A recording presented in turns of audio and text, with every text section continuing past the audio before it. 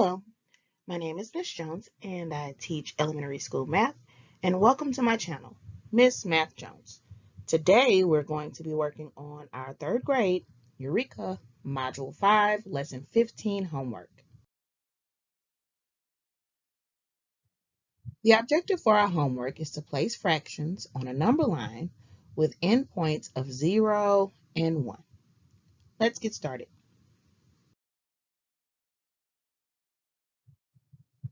Let's take a look at number 1. Number 1 says to draw a number bond for each fractional unit. Partition the fraction strip to show the unit fractions of the number bond. Use the fraction strip to help you label the fractions on the number line. Be sure to label the fractions at 0 and 1. So let's take a look at letter A. Letter A wants us to partition this fraction strip into halves. And we're going to number our number line with halves. Okay, so first let's take a look at the number bond that they gave us. We have a number 1, and the number 1 is made up of 1/2 plus 1/2, because 1/2 plus 1/2 is 2 halves. All right, so first things first. When we partition our number line or our fraction strip into halves, we only need one line. So let's go ahead and draw one line and cut this fraction strip into halves. Okay.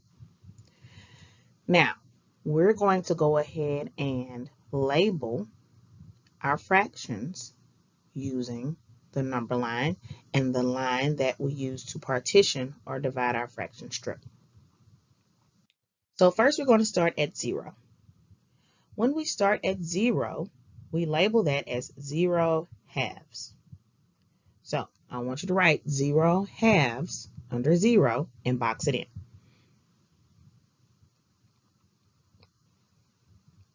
Now, we're counting by halves. So when you're counting, what number comes immediately after 0? That's right, 1. So we're going to label directly under this half line we made, directly under the partition, we're going to label that as 1/2.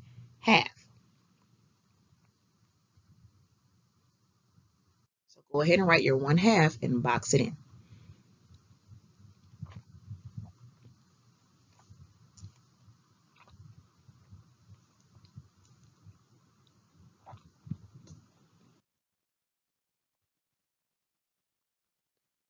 All right, now when you're counting, what number comes after 1? That's right, 2. So directly under this number 1, we're going to label that as 2 halves. So label it as 2 halves and box it in. So you notice when you're counting on a number line with fractions, you still count the same way, 0, 1, 2. The only difference is because we're counting by halves, the bottom number has to be 2. Now, remember, the bottom number is called the denominator. So, again, the denominator has to be 2. And that's how you label your number line and your fractional unit using halves. Now, if you need to pause the video to make sure that your number line looks like mine, go ahead and do so. Now, let's take a look at B. Letter B wants us to partition this fraction strip into eighths. So first, we need to go ahead and partition it into eighths. Now remember, when we're partitioning it into eighths, how many lines do we need? 7. We do need 7 lines for the fraction strip. So let's go ahead and partition this fraction strip into eighths. So I'm going to put my first line here. You can do the same thing. All right. And then I'm going to put my second line here, right in the middle. And I'm going to put my third line here. You can do the same thing. I'm going to put my fourth line here. I'm going to put my fifth line here. I'm drawing my sixth line here. And now my seventh line about here. So after you do that, you should have 8 sections, right? It's partitioned into eighths. Now we're going to label this fraction strip, right? like we would do if it were a number line, and the number line is directly below it. So we start with 0, and we're counting by eighths, which means our bottom number, or our denominator, is going to be an 8. So first we start with 0/8, and we're going to write 0/8 directly under the 0 because we're starting with 0, 0/8. Now, again, when we're counting, what number comes right after 0? 1. So 1/8. And we're going to put that under that first line, 1/8. Now, when we're counting, what number comes after 1? That's right, 2. So under the next line, we're going to write 2/8.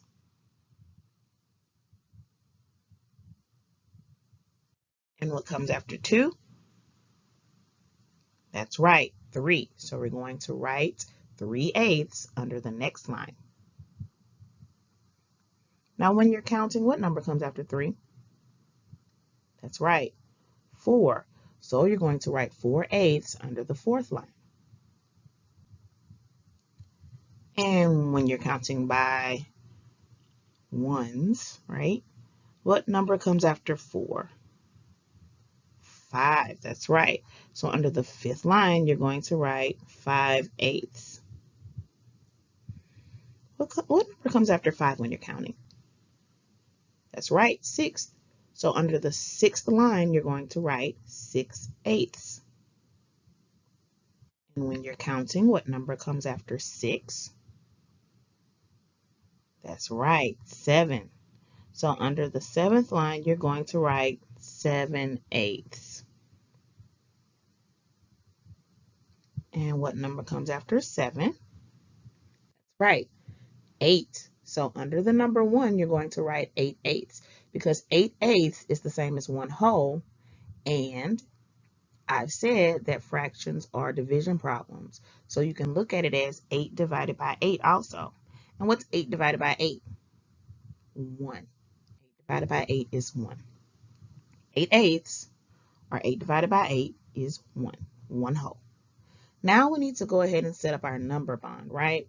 So what two numbers can you add together to get 8? Well, there are several numbers that you can add together to get 8, right?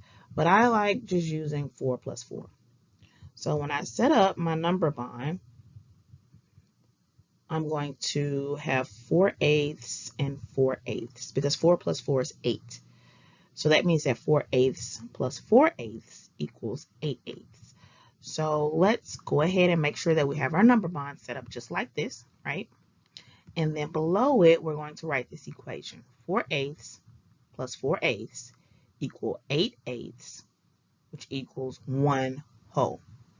Now at this point, you may definitely want to go ahead and pause your video to make sure that your homework looks like my screen.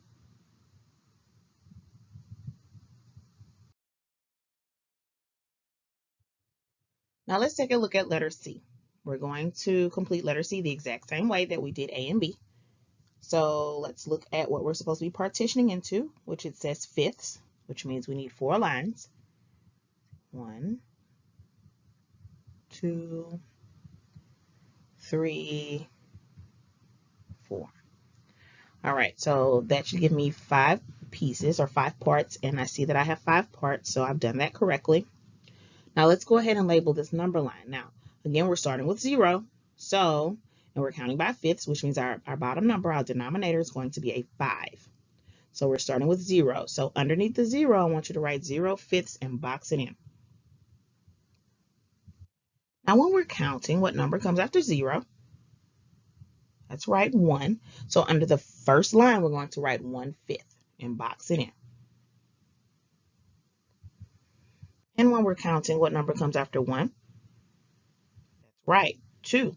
So we're going to write 2/5 under the second line and box it in.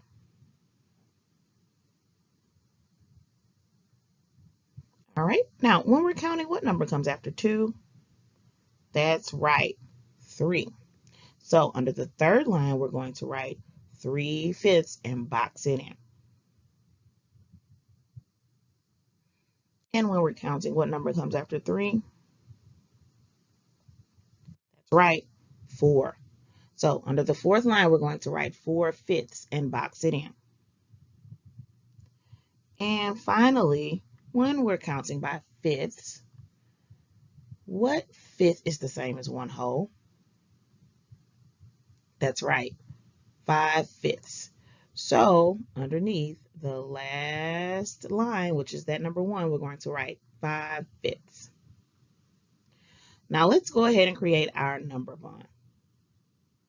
So what number plus what number would give me 5? Well, there are a few numbers you could choose, right? But for me, I chose 3/5 plus 2/5. And I know that 3 plus 2 is 5, so that would give me 5/5. So I'm going to write that equation right below here. 3/5 plus 2/5 equals 5/5, which equals 1 whole. Now you may want to go ahead and pause your video to make sure that your homework paper looks like my screen.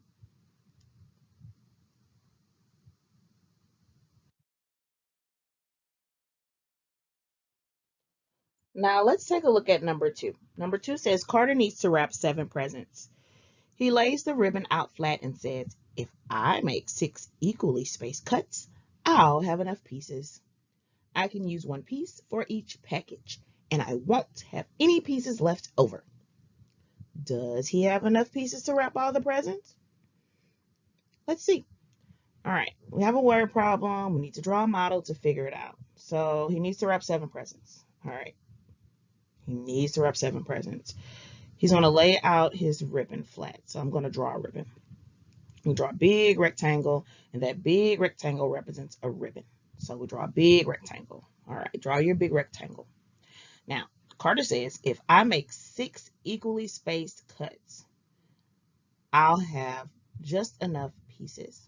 So let's make 6 cuts. 1, 2, 3, 4, 5, 6. Okay, so I made 6 equally spaced cuts. Now, if they're not exact, that's okay, because we're drawing a model. Okay, we just need to make sure that what's in the word problem is on the paper so that we can visualize information. Okay, that way we can come up with the correct answer. So he says he can use 1 piece for each package, and he won't have any pieces left over, which means he needs 7 pieces. So let's see if he has enough. 1, okay, 2, that's 2 pieces. We need 7. 3, and you should be numbering the pieces with me, right? 4, 5, 6. Looks like he might have enough. 7. Well, he has 7 pieces. Well, what did he need? Carter needs to wrap 7 presents, and he needed 7 pieces of ribbon. Well, it looks like he has enough ribbon. Now, the question asked, does he have enough pieces to wrap all the presents? Well, does he? Yes. Carter will have enough pieces to wrap all the presents. He needs 7 pieces to wrap 7 presents. Now, you might want to pause the video to make sure your answer matches mine. And if you need to do that, go ahead and do so now.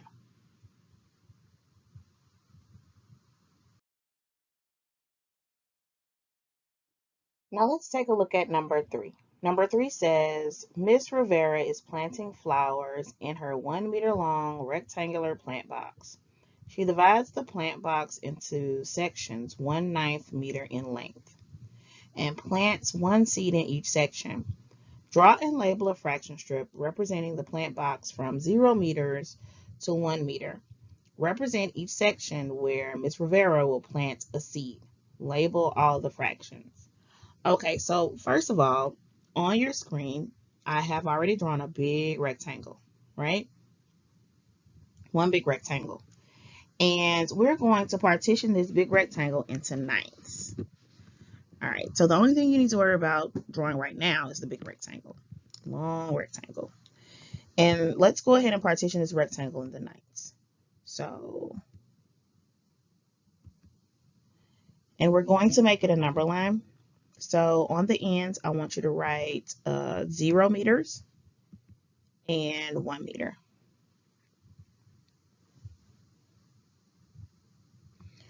Okay, now let's go ahead and draw our lines in. So we have 1 line, 2 lines, 3 lines, 4 lines, 5 lines, 6 lines, 7 lines, 8 lines. All right, and you notice I already had 1/9 written in there, but go ahead and make sure that at this point your model on your paper looks exactly like mine. And while you're doing that, I'm going to read the question again. So it says, Miss Rivera is planting flowers in her 1 meter long rectangular plant box. She divides the plant box into sections 1/9 meter in length and plants 1 seed in each section. Draw and label a fraction strip representing the box from 0 meters to 1 meter and represent each section where Miss Rivera will plant a seed. Label all the fractions. Okay, so while I was reading that, you should have made sure that your paper so far looks like my screen. And just because I like visuals, let's put a seed in each one. Just put a seed in there because she's planting seeds, right? So let's draw a little seed in there.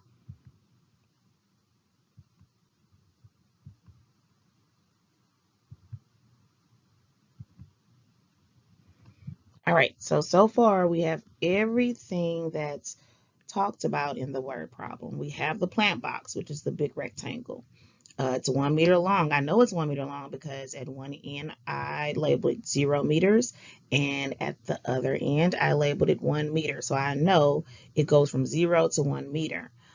And I know that it's divided into sections that's 1/9 meter in length because I have 9 sections. And each section is equivalent or equal to 1/9. So I have everything in that word problem represented. Now I can go ahead and move on to the questions. Now letter A says, how many seeds will she be able to plant in 1 plant box? Well, we're in luck. We drew 1 whole plant box. How many seeds will she be able to plant? Well, if you said 9 seeds, you're correct. So our answer here is she will be able to plant 9 seeds in 1 plant box. So that's the explanation that we're going to be writing there. And if you need to pause your video to make sure that you have that written in before we move on to letter B, go ahead and do so now.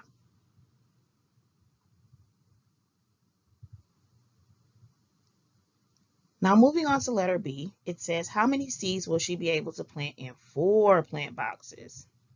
Okay, well, let's think about this. If she can plant 9 seeds in 1 box, right? Then how many seeds will she be able to plant in 4 boxes?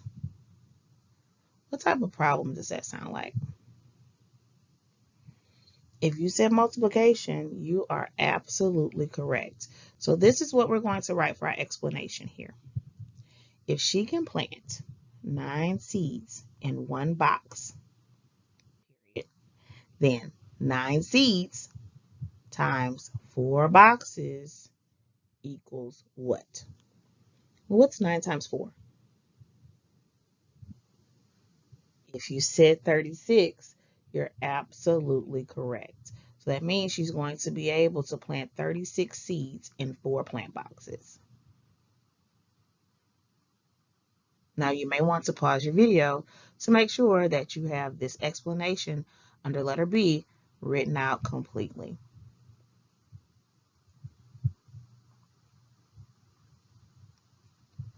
Now let's take a look at C. C says to draw a number line below your fraction strip and mark all the fractions. All right, so hopefully you left a little space below your box, your rectangle up here at the top, for us to create a number line. So we're going to make a number line, and we're going to jump to each line as we label it, okay? So let's start. So I want to draw a little arrow down here pointing up because our number line is going to go up there, right?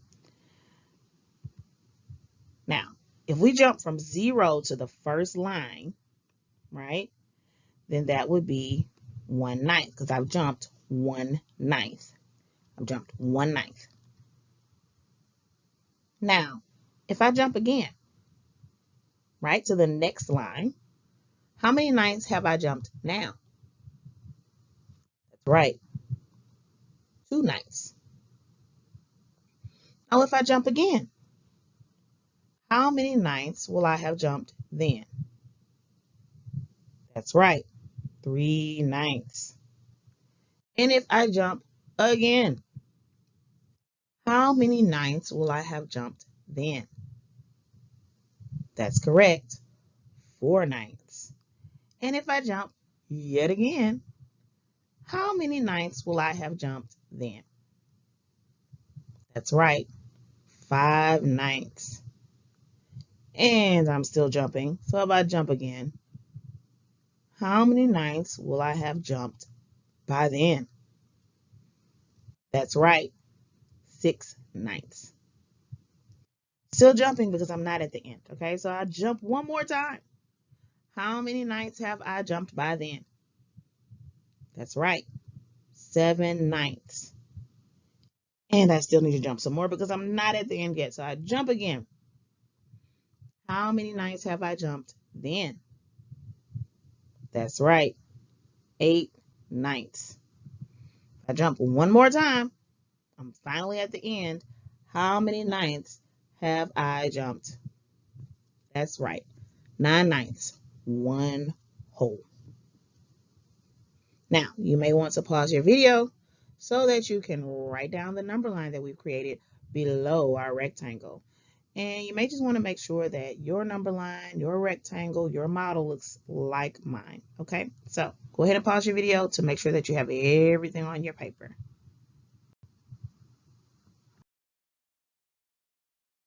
Congratulations! Lesson 15 homework is complete.